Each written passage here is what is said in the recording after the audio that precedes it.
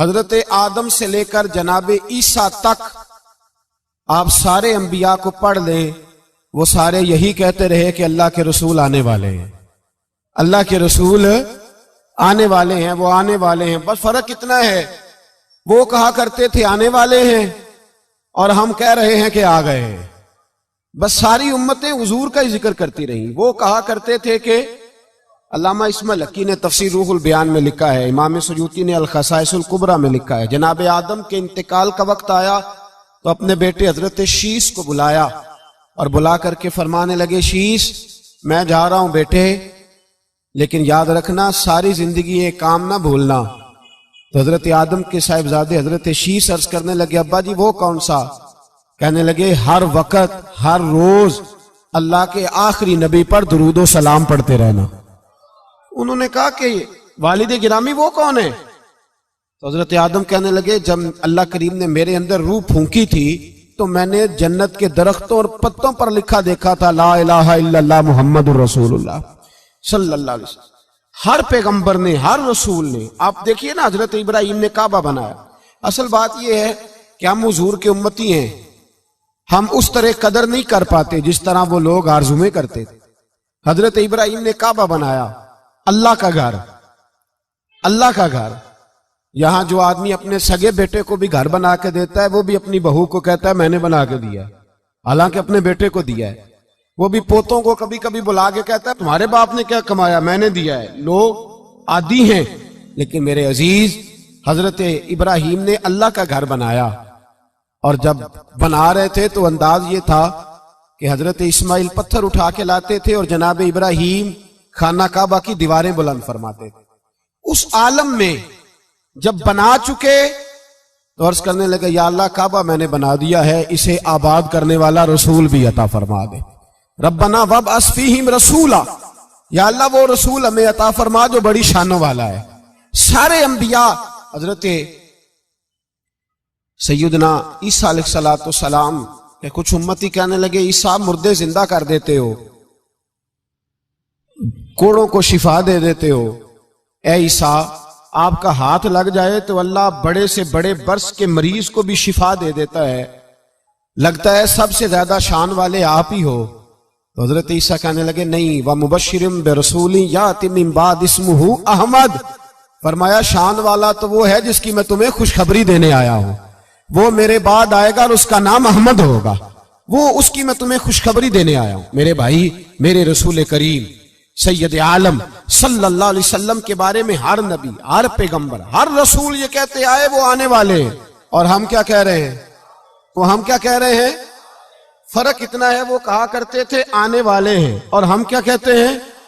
ہم کہتے ہیں آ گئے ہیں۔ عید میلاد النبی ہے، کیا سہانا نور ہے، دیکھو آ گیا وہ نور والا جس کا سارا ہی نور ہے۔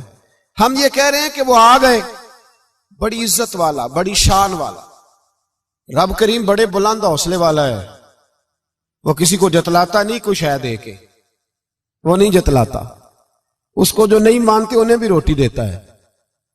جس نے ساری عمر نماز نہیں پڑھی اللہ نے اسے بھی بچے عطا فرمائے، اس نے ساری زندگی نافرمانی کی رب نے اسے بھی نعمتیں دی، کسی نعمت پر احسان نہیں جتلایا، لیکن فرمایا میرے نبی کے غلاموں ذرا ہوش سے رہنا، ذرا ہوش سے۔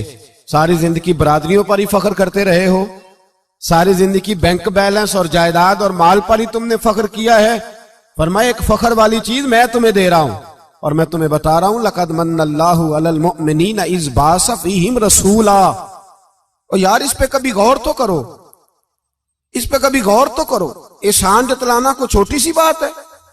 اور پھر مالک جس کے حوصلے پر کوئی کلام ہی نہیں کر سکتا، وہ مالک کے شان جتلا کے تجھے کہتا ہے او مسلمان تو چھوٹا سمجھتا ہے، تو شاید ہلکا جانتا ہے، ہوش کر اور اپنے اندر کے مصطفیٰ کریم کے اس غلام کو بیدار کر۔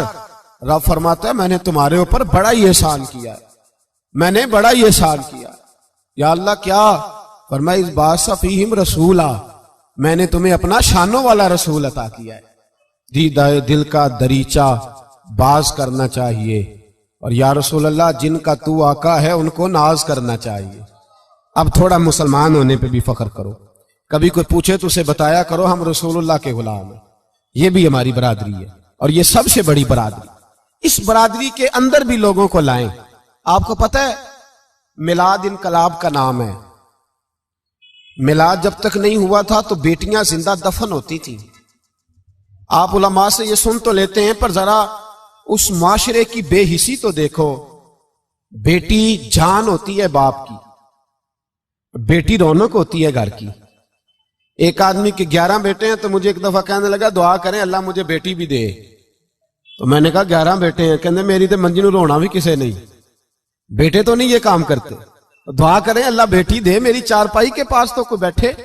او بھائی بیٹی جو اتنے وقار والی ہوئی تو آپ پڑھیے نا, حضرت داہیہ کلبی کہتے ہیں میں موجود تھا جب وہ شخص آیا تھا. لوگ 12 ربیع الاول کے اس معاملے کو معمولی واقعہ سمجھنے لگے. نہ بھائی ہم تمہیں پیغام دے رہے ہیں, یہ معمولی واقعہ نہیں.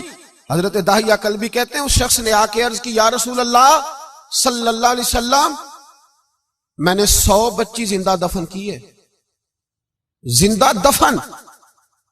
اور کہتے ہیں میری اپنی بیٹی, میں سفر پہ تھا تجارت پہ, تو میرے پیچھے سے میرے گھر میں بیٹی ہو گئی. میری بیوی نے اپنے میکے جا کے چھپا دی. تو میں واپس آیا تو اس نے کہا بچہ ہوا تھا فوت ہو گیا, میں نے دفن کر دیا. جب بچی 4-5 سال کی ہوئی تو مجھے پتا چلا میری بیٹی ہے. کہتے میں اسے لایا اور میں نے اسے کہا میں تیرا باپ ہوں, تجھے تحفہ لے کے دوں گا, کھانا کھلاؤں گا. کہتے ہیں وہ میرے بالوں سے کبھی لپٹتی, کبھی میرے سینے پہ ہاتھ رکھتی, کبھی میرا ماتھا چومتی. پر میں اسے لے گیا اور لے جا کر میں نے گڑھا کھودا اور اس گڑھے میں اس بچی کو جب رکھا, اس نے باہر آنا چاہا تو میں نے اس کے سر پہ ضرب لگائی. جب چوٹ لگائی تو وہ دوبارہ گڑھے میں گری.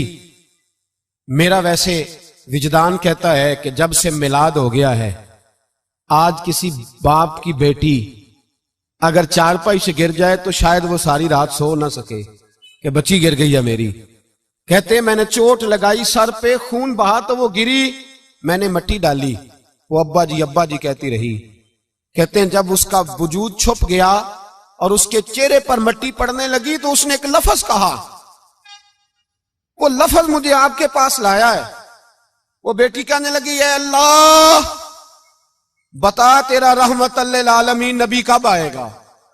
یا اللہ بڑی بیٹیاں دفن ہو گئیں, بڑی مائیں منڈیوں میں بک گئیں, غریب بڑے لٹ گئے, پریشانیاں بڑی بڑھ گئیں.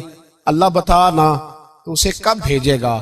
اب کتنی دیر ہے, اندھیرا بڑا گہرا ہو گیا, اب نہیں جیا جاتا, اب نہیں سہا جاتا, اللہ تو کب بھیجے گا. حضرت داہیہ کلبی کہتے ہیں وہ بتا رہا تھا اور نبی کریم بار بار اپنی چادر کا پلو اٹھاتے تھے اور اپنے آنسو پوچھتے تھے. بار بار چادر کا پلو اٹھاتے تھے اور آنسو پوچھتے تھے, بار بار اٹھاتے تھے آنسو پوچھتے تھے. حضرت داہیہ کلبی کہتے ہیں حضور نے پوچھا تیری جرت کیسے ہوئی, تو حوصلہ کہاں سے لایا. اس نے کہا محبوبہ پتہ نہیں, لیکن قربان جاؤں یا رسول اللہ صلی اللہ علیہ وسلم میں نے آج سویرے آپ کے ایک صحابی کو یہ کہتے سنا ہے کہ وما ارسلناک الا رحمت للعالمین. تو وہ یہ رحمت للعالمین کے لفظ ہیں, یہ تو میں نے اپنی مرتی ہوئی بیٹی سے سنے تھے. تو آج جب میں نے اس کی زبان سے سنے تو میں نے کہا تو انہیں جانتا ہے. کہا جانتا ہوں. کہا مجھے بھی لے چل. تو حضور میں آپ کے دروازے آیا ہوں, رب معاف کر دے گا. تو میرے حبیب نے فرمایا چل پڑھ کلمہ, جو میرا کلمہ پڑھ لے اللہ اس کے سارے گناہ معاف کر دیا کرتا ہے. بھائی غلاموں کے ساتھ ظلم ہوتا. حضرت بلال حبشی, حضرت بلال کے بارے میں بڑے واقعات ملتے ہیں. ایک واقعہ بڑا منفرد لکھا ہے کتابوں میں. حضرت بلال سے لوگوں نے کہا آپ نبی پاک سے متاثر کیسے ہوئے؟ تو جناب بلال کہنے لگے میں زیادہ لوگوں کو مکے کے لوگوں کو جانتا ہی نہیں تھا, چونکہ میری ڈیوٹی تھی گھر میں کام کرنے کی اور مجھے سخت سزا ملتی تھی امیہ بن خلف کی طرف سے. بلکہ تحقیق یہ ہے کہ یہ عبداللہ بن جدان کے غلام تھے. امیہ بن خلف نے تو جب انہوں نے کلمہ پڑھا تو پھر خریدا. عبداللہ بن جدان کہنے لگا میں فارغ نہیں, آپ لے لیں, آپ اس کو سزائیں دیں. تو کہتے میں ان کے گھر میں ہوتا تھا تو میں تو زیادہ لوگوں کو جانتا ہی نہیں تھا, کبھی مجھے موقع ہی نہیں ملا تھا باہر نکلنے کا. ہماری غلاموں کی کوئی زندگی نہیں ہوتی تھی. آج تو ہر آدمی کہتا ہے نا میں کچھ چودھری سے لے کے کھاتا ہوں. یہ جو تیرے اندر حوصلہ ہے نا, یہ میرے رسول نے تجھے عطا فرمایا ہے, یہ میرے نبی نے تجھے دیا ہے, ورنہ تو غلام بکا کرتے. یہ حوصلہ تجھے رسالت مآب نے دیا۔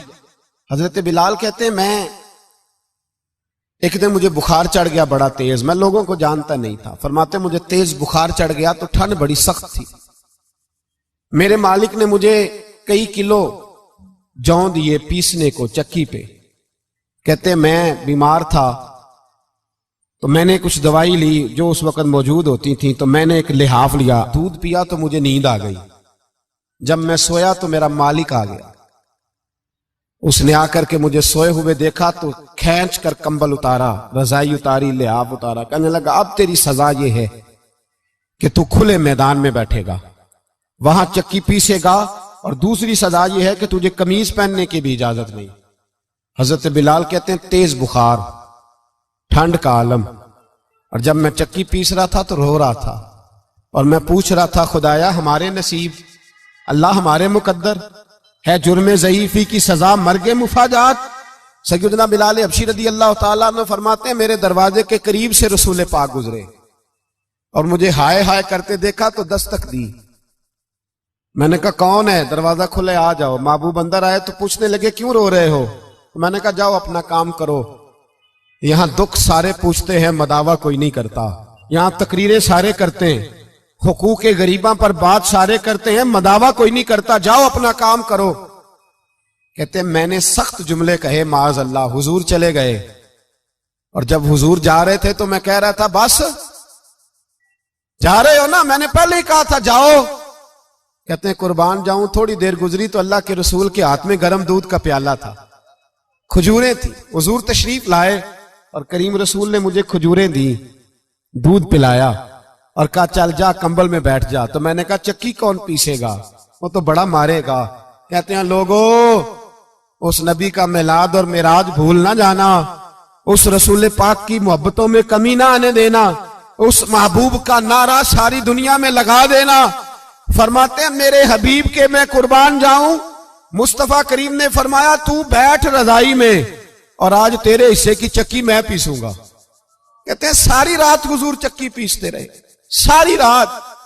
سویرے میں اٹھا اور میرے حبیب پاک نے مجھے وہ سارا کچھ دیا اور خود چلے گئے۔ اگلی رات پھر آئی تو حضور پھر آ گئے، مجھے پھر رضائی میں لٹایا، دودھ پلایا اور ساری رات چکی پیسی۔